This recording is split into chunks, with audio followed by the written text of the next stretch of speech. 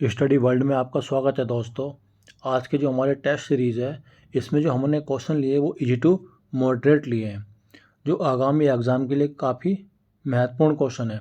अगर आपने लगभग इसमें से 10 क्वेश्चन कर दिए तो आप समझ लेना आपकी तैयारी बहुत ही बढ़िया चल रही है। तो आइए, आज का पहला क्वेश्चन है। 1,000 रुपये की धनराशि को 15% की वार्षिक दर से साधारण ब्याज पर उधार दिया जाता है। 6 वर्षों के साधारण ब्याज और 2 वर्षों के साधारण ब्याज में कितना अंतर है। तो देखिए, जो ब्याज होता है वो उसका जो फॉर्मूला होता है क्या होता है।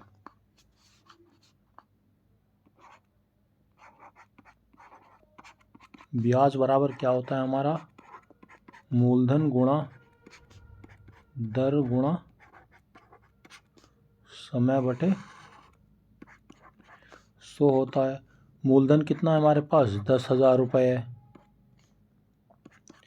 दर कितनी है, 15% है। क्वेश्चन में क्या बोला है, 6 वर्षों का साधारण ब्याज और 2 वर्षों के साधारण ब्याज के बीच में कितना अंतर है। तो यहाँ पे हम जो लेंगे समय, जो टाइम ले लेंगे, 6 वर्ष और 2 वर्ष का अंतर कितना हो जाएगा, 4 वर्ष हो जाएगा। तो 4/100, 2 जीरो से 2 जीरो कैंसिल हो जाएंगे, 15 चौका 60 हुआ और हमारे पास 2 जीरो ये बचे। तो यानी 6 वर्ष और 2 वर्षों का साधारण ब्याज का जो अंतर आएगा वो कितना आएगा, हमारे 6,000 रुपये, जिसके लिए जो ऑप्शन सी बिल्कुल सही रहेगा इस क्वेश्चन का आंसर। आप वीडियो को पहले पॉज कीजिए, उसके बाद क्वेश्चन का सॉल्यूशन कीजिए, उसके बाद ये आपको हमारा आंसर देखना है। दूसरा क्वेश्चन है, 16, 17, 18 से लेके 15 पदों का औसत ज्ञात करना है।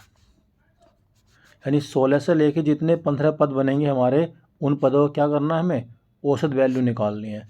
देखिए, जो औसत होता है हमारा,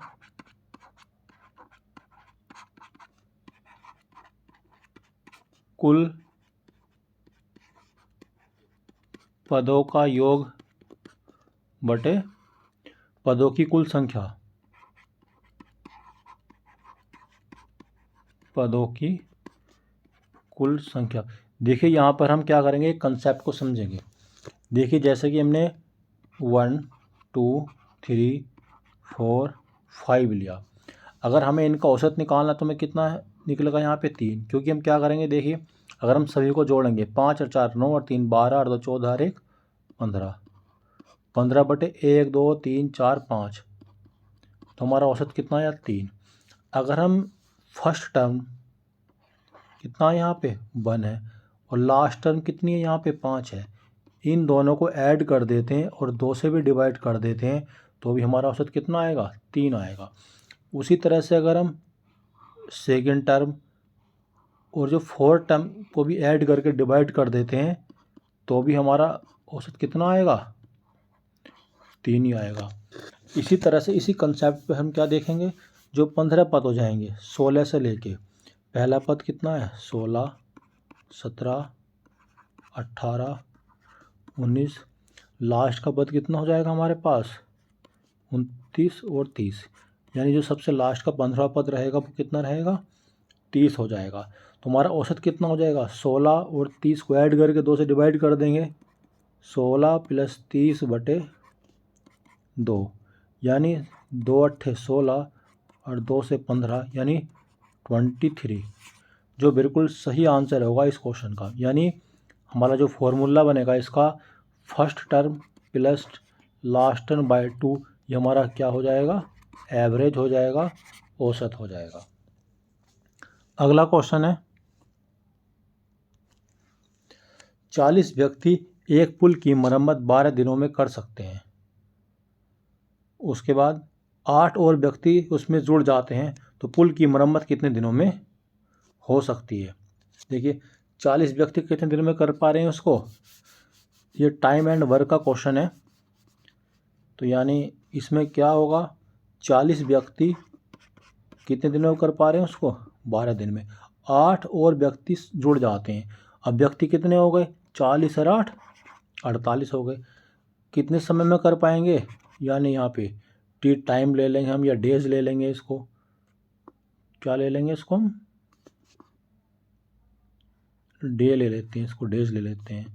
देखिए 12 चौक 48, 4 से 40 को काटेंगे तो हमारे पास 10 डे आ जाएंगे। यानी जो 8 व्यक्ति अगर हम और शामिल कर लेते हैं तो इस कार्य को कितने दिन में कर देंगे कंप्लीट? ये 10 दिन में इस कार्य को कंप्लीट कर देंगे। अगला क्वेश्चन है क्वेश्चन नंबर 4 था ये। एक कलम के अंकित मूल्य और क्रय मूल्य का अनुपात यानी MRP और जो हमारा क्या है CP, इनका रेशो कितना दे रखा है? 3 और 2 का दे रखा है। जबकि अंकित मूल्य और विक्रय मूल्य यानी MRP का और किस चीज़ का SP का अनुपात कितना दे रखा है? 5:4 है। MRP कितनी है? 5 है। SP कितनी है? 4 है। अब देखिए यहाँ पे हमें MRP को क्या करना पड़ेगा? इसको इक्वल करना पड़ेगा। तो हम इसको 3 से मल्टीप्लाई करेंगे, इधर भी 3 से, और इसको 5 से, और इसको CP को भी 5 से। तो हमारा CP 10 हुआ, MRP हमारे पास 15 हुई और SP कितना हुआ? 12 हुआ। तो क्वेश्चन में क्या पूछा गया? लाभ प्रतिशत बताना है।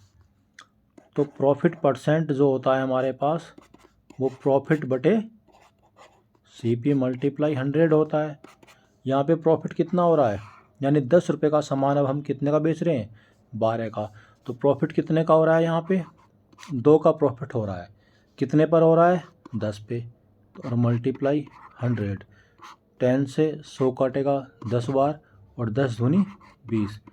जो प्रॉफिट होगा हमें ओवरऑल कितने परसेंट का हो जाएगा? 20% का। यानी ऑप्शन है इसका जो बिल्कुल सही आंसर है। अगला क्वेश्चन है क्वेश्चन नंबर 5 है 24 माइनस के 48 डिवाइडेड बाई, फिर 48 है, फिर मल्टीप्लाई, फिर 48 भाग 24 मल्टीप्लाई 24। हमें क्या करना है? इसकी वैल्यू बतानी है कितनी होगी। तो सबसे पहले देखिए ये सबसे अंदर आ रहा है हमारा, तो इसको हम क्या करेंगे?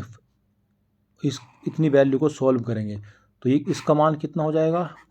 ये 48 अपॉन 24 मल्टीप्लाई 24। 24 से 48 को कितनी बार काटेंगे? 2 बार। 2 से 24 कितनी बार कटेगा? 12 बार। यानी इसकी वैल्यू कितनी आ गई? 1/12। इसको फिर हम 48 से मल्टीप्लाई कर देंगे। यहाँ पे अब जा 48 से 1/12 को मल्टीप्लाई करेंगे तो 12 चौक कितना आ जाएगा? 4 आ जाएगा। अब 4 से देखो इस 48 को हम डिवाइड करेंगे तो कितना आ जाएगा? 48 डिवाइडेड बाई 4, तो कितना आ जाएगा? ये 12 आ जाएगा। अब इस ब्रैकेट में से अब अगला स्टेप क्या हो जाएगा? 24 माइनस के 12 इज इक्वल टू 12। यानी ऑप्शन नंबर बी इसका हमारा क्या हुआ? बिल्कुल सही आंसर हुआ। इस क्वेश्चन का आंसर कितना हो जाएगा? 12 हो जाएगा। अगला क्वेश्चन है क्वेश्चन नंबर 6 है x/3 is equal to y/5 is equal to z/9। तो x/z का हमें रेशो बताना है। देखिए ये क्वेश्चन काफ़ी बार एग्जाम में आता है तो बहुत आसान ये करने में, लेकिन इसमें गलती भी बहुत होती है। देखिए किस तरह से है ये x/3 ratio y/5 is equal to z/9। तो हमें x/z की वैल्यू बतानी है। तो यहाँ से x की वैल्यू 3, y की वैल्यू 5 और z की वैल्यू कितनी हो जाएगी? 9। यानी 3, 5, 9 का रेशो हो जाएगा हमारे पास। आंसर कितना हो जाएगा? डी। और देखिए अगर हमारे पास इस तरह से होता, सपोज 3x यानी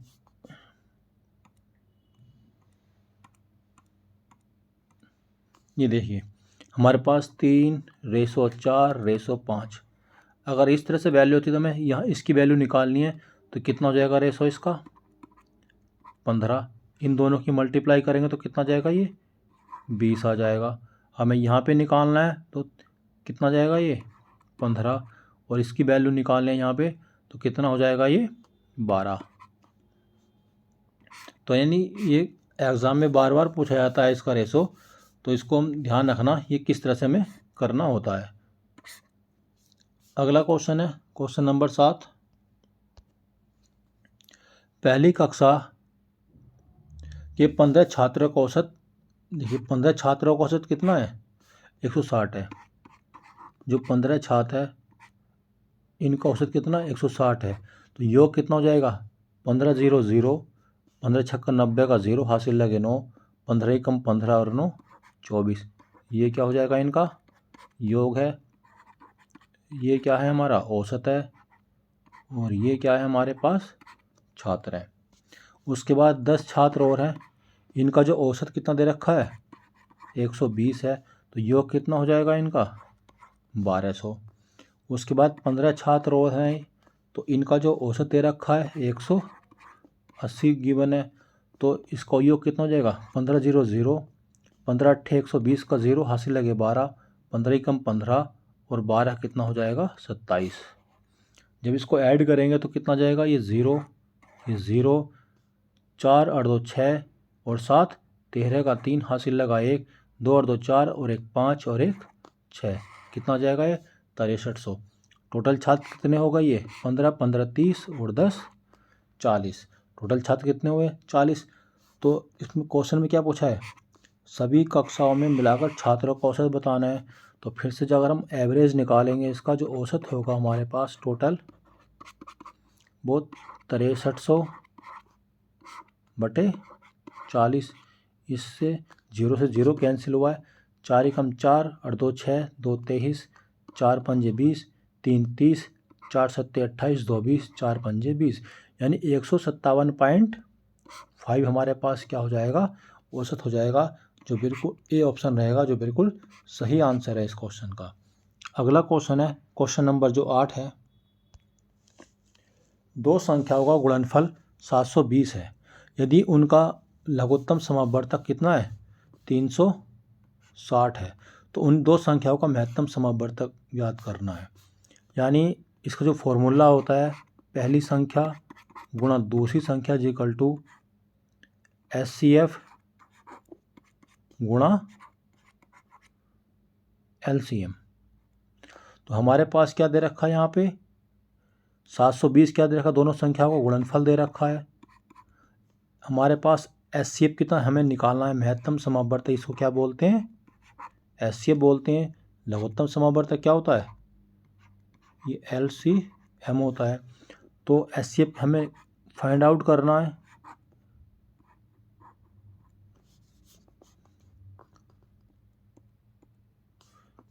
HCF हमें निकालना है और LCM कितना हो जाएगा 360। तो HCF कितना हो जाएगा यहाँ पे 720 बटे 360। इसको कैंसिल करेंगे 720 को 360 से, तो 2। हमारा ऑप्शन कितना हो जाएगा ऑप्शन डी हो जाएगा 2 हो जाएगा। क्वेश्चन नंबर 9 है हमारे पास। एक लंबवृत्तीय बेलन की ऊंचाई 12 सेंटीमीटर है, यदि इसके आधार की त्रिज्या 21 सेंटीमीटर है तो बेलन का बकपृष्ठ का क्षेत्रफल। अब देखिए इस क्वेश्चन को सबसे पहले आपको खुद करना है, उसके बाद ही सॉल्यूशन को देखना है। काफ़ी आसान क्वेश्चन है ये। देखिए लंबवृत्तीय बेलन है ये, हम देख लेते हैं ये क्या इस तरह से लंबवृत्तीय एक बेलन है।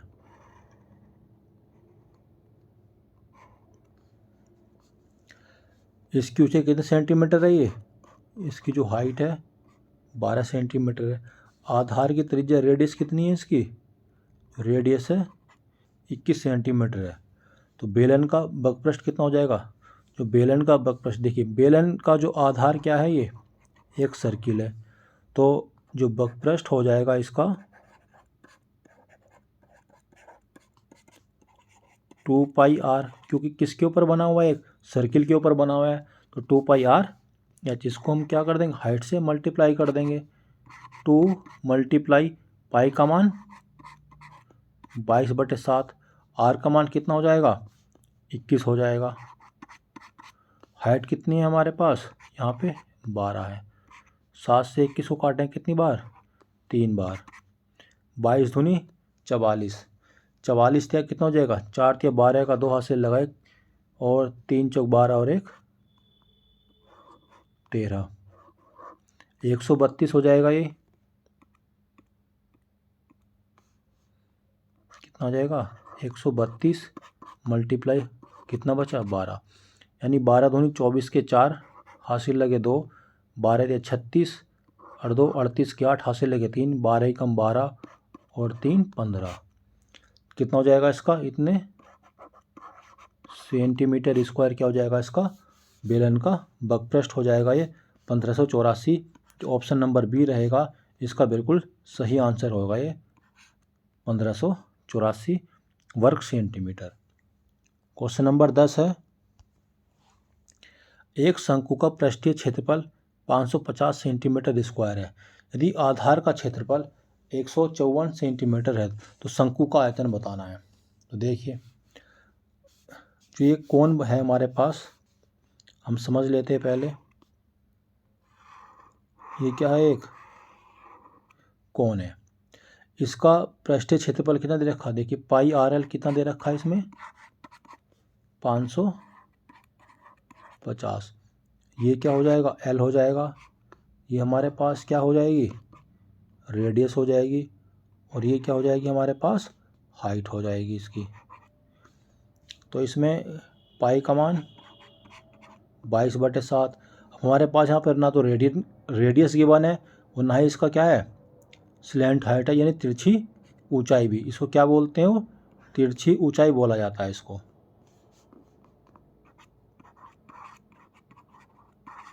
तिरछी ऊंचाई। तो देखिए लेकिन यहाँ पे क्या गिवन है, आधार का क्षेत्रफल गिवन है। तो आधार का क्षेत्रफल क्या है, देखिए किस इसका आधार क्या है कोण का, जो कोण का आधार है क्या है वृत्त है। तो वृत्त का क्षेत्रफल कितना होता है यहाँ पर, ये पाई आर स्क्वायर बराबर 154 है। 22/7 आर स्क्वायर बराबर 154। तो आर स्क्वायर बराबर कितना हो जाएगा 154/22 मल्टीप्लाई 7, यानी 22×7 154। तो यहाँ से आर की वैल्यू कितनी हो जाएगी 7 आ जाएगी। तो यहाँ से आर की वैल्यू कितनी होगी 7 होगी, और ये 550।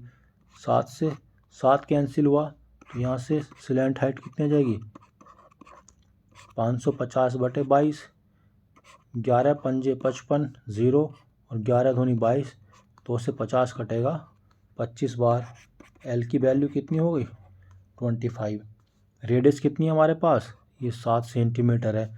तुम्हें क्या है शंकु का आयतन बताना है। तो देखिए ये आकृति किस तरह से बनी हुई है, एक इस तरह से। रेडियस 7 हो गई हमारे पास, ये 25 हो गया है। तो ऊंचाई हमारी कितनी निकल जाएगी, ट्रिपलेट बन गया है यहाँ पे ये। तो ये कितनी हो जाएगी ऊंचाई हमारे पास 24 हो जाएगा। तो शंकु का आयतन कितना होगा यहाँ पे, शंकु का आयतन, तो जो शंकु का आयतन होता है 1/3 pi r square h. 1/3 multiply 22/7 multiply 7 multiply 7 equal to, और हाइट कितनी हमारे पास 24 है। तुम कितना ले लेंगे 24।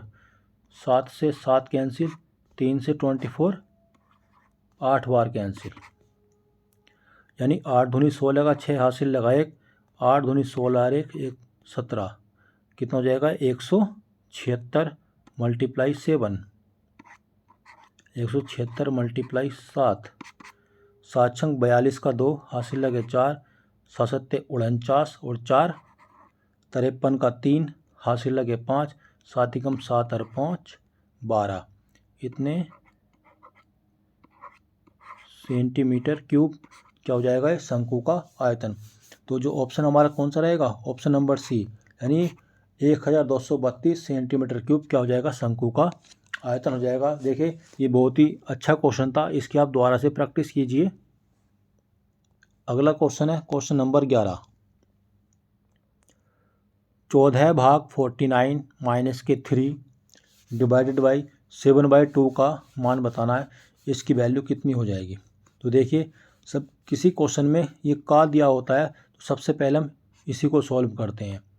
तो इसकी वैल्यू कितनी हो जाएगी, 7×5 = 35/2 और हम 3 के साथ करेंगे इसको मल्टीप्लाई तो 2 पर पहुँच जाएगा और 35 नीचे आ जाएगा। यहाँ पे फिर कितना था, ये माइनस था तो कितना हो जाएगा ये 6। अब यहाँ पे कितना देखिए, इसको अगर हम सॉल्व करेंगे तो इसकी वैल्यू कितनी आ जाएगी, ये 14/49। 2 7 दूनी 14 और 7 सत्ते 49 तो कितना आया 2/7 माइनस के 6/35। इनका एलसीएम कितना हुआ 35। 7×5 = 35 और 5 दूनी 10 माइनस के 6। 10 में से 6 गया 4/35, जो इस क्वेश्चन का बिल्कुल सही आंसर है। ऑप्शन नंबर कितना हो जाएगा, ऑप्शन बी हो जाएगा हमारा। अगला क्वेश्चन है क्वेश्चन नंबर 12। एक कार 54 किलोमीटर प्रति घंटे की गति से निश्चित दूरी को 7 घंटे में तय करती है। समान दूरी को 6 घंटे में तय करने के लिए कार की गति हमें कितनी होनी चाहिए। देखिए इस क्वेश्चन को सबसे पहले वीडियो को पॉज कीजिए और ख़ुद क्वेश्चन को सॉल्व करना है, उसके बाद ये आपको सॉल्यूशन देखना है। इससे क्या होगा, इससे आपकी प्रैक्टिस क्या है बहुत ही बेहतरीन ढंग से हो जाएगी। तो देखिए सॉल्यूशन इसका, एक कार 54 किलोमीटर प्रति घंटे की गति से निश्चित दूरी को, देखिए कोई डिस्टेंस है ये, कोई डिस्टेंस है ये, यहाँ पे कार की जो स्पीड है कितनी है, ये 54 किलोमीटर पर हावर है। टाइम कितना ले रही है, यहाँ पे टाइम ले रही है 7 घंटे। तो यहाँ पे डिस्टेंस क्या होती है, स्पीड मल्टीप्लाई टाइम, तो कितनी हो जाएगी ये 54 मल्टीप्लाई टाइम यानी 7 घंटे की हमारे पास क्या आ जाएगी, ये 54 × 7 क्या होगी हमारे पास, ये डिस्टेंस होगी। समान दूरी को 6 घंटे में तय करने में कार की गति बतानी है। फिर से स्पीड क्या हो जाएगी, डिस्टेंस अपॉन टाइम। जो हमारे पास डिस्टेंस है कितनी आ गई है, ये 54 × 7 है। टाइम कितना ले रही है 6 घंटे, तो इसको हम 6 से क्या कर देंगे डिवाइड, 6 9 54 19 7 63 किलोमीटर पर हावर क्या हो जाएगा, ये कार की गति हो जाएगी। देखिए अगला क्वेश्चन है क्वेश्चन नंबर 13। एक वर्ग और एक आयत का क्षेत्रफल बराबर है। तो सबसे पहले क्या करते हैं, जिस तरह से क्वेश्चन हमें लैंग्वेज कह रही है उस तरह से हम बनाते रहते हैं चित्र को। देखिए हम एक वर्ग बना लेते हैं, हमने एक वर्ग बना लिया है और एक आयत बना लेते हैं। एक वर्ग और एक आयत का क्षेत्रफल बराबर है। देखिए वर्ग की भुजा ए हो जाएगी, ये L × B हो जाएगा। तो क्षेत्रफल कितना हो जाएगा इसका,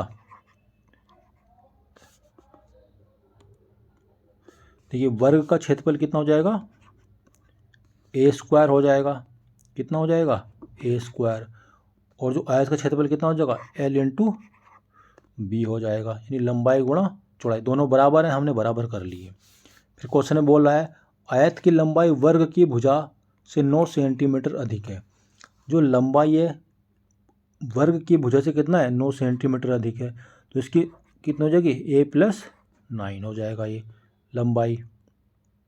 फिर क्वेश्चन में क्या बोला गया है, चौड़ाई भुजा से 6 सेंटीमीटर कम है, यानी जो B की वैल्यू है इससे कितनी है 6 सेंटीमीटर कम है, यानी A-6 हमारा B की वैल्यू हो जाएगी। अब हम यहाँ पे अपनी इक्वेशन में रख देंगे A² = A + 9 और यहाँ पे कितना हो जाएगा A-6। इसको जब सॉल्व करेंगे A से इस A की मल्टीप्लाई A², A से 6 की मल्टीप्लाई तो -6, 9 से A की मल्टीप्लाई 9A, इस 9 से 6 की मल्टीप्लाई तो -54। देखिए A² से A² कैंसिल हो जाएगा तो हमारे पास इधर कितना बचेगा, 9 में से ये 6A है, ये 6x है, ये A है, ये 6 या 9 है तो कितना हो जाएगा, ये 3a बचेगा, और ये माइनस के 54 है तो हमारे पास इधर कितना आ जाएगा, ये 54 आ जाएगा दूसरी साइड को। तो यहाँ से a की वैल्यू कितनी हो जाएगी, 18। तो क्वेश्चन में पूछा है आयत का परिमाप बताना है, तो आयत की जो लंबाई हो जाएगी 18 और 9 27, और जो b की वैल्यू हो जाएगी वो कितनी हो जाएगी, 12। 18 में से 6 गए तो कितने जाएगी, 12 सेंटीमीटर। तो आयत का परिमाप बताना है, तो परिमाप कितना हो जाएगा हमारे पास, परिमाप 2l प्लस के b। 2 लंबाई कितनी है 27, चौड़ाई कितनी है 12, तो कितना हो जाएगा ये 39, यानी 39 की 2 की मल्टीप्लाई करेंगे तो 78 सेंटीमीटर क्या हो जाएगा, हमारा आयत का परिमाप हो जाएगा। तो ये काफ़ी अच्छा क्वेश्चन था, इसकी आप फिर से प्रैक्टिस कीजिए। अगला क्वेश्चन है, एक रेलगाड़ी एक स्थायी गति से चल रही है। रेलगाड़ी 243 मीटर लंबाई वाले एक पुल को 30 सेकंड में और 343 मीटर लंबाई वाले एक पुल को 36 सेकंड में पार कर लेती है, तो रेलगाड़ी की गति कितनी होगी। तो देखिए इस क्वेश्चन को करने के लिए मैं आपको शॉर्ट मेथड बता देता हूँ, वरना लॉन्ग से तो काफ़ी लंबा हो जाएगा ये।